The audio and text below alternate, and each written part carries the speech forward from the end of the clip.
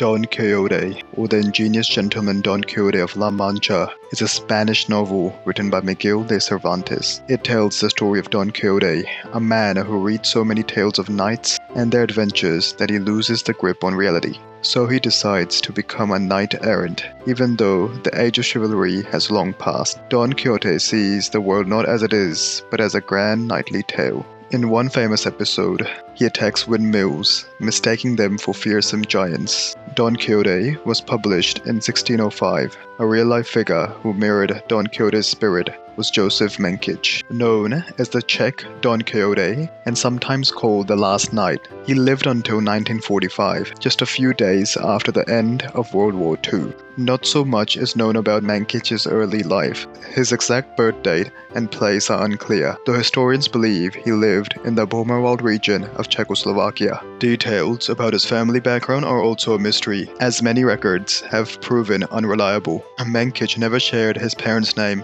or mentioned if he had siblings. However, we know later he married Emma Mencikova and had 2 children. Locally, he was known as the Knight of Stronkonica. When he was old enough, Mencik bought a house, a castle which dated back to the 14th century. The castle was in poor condition, damaged by heavy rains and fire, but Mencik worked to restore it to its former glory. He chose to live like a knight from the Middle Ages, giving up modern comforts like cars and electricity. Instead, he used torches and candles to light his castle. The community respected him for his generosity and willingness to help others. Over the years, he collected many antiques and relics, turning the castle into a kind of museum. He would educate visitors on the area's history. However, unlike Don Quixote, Mencik faced a real enemy. In 1938, Nazi Germany invaded Czechoslovakia, aiming to annex the Sudetenland, a region with many German speakers. When the Nazis crossed the border, they encountered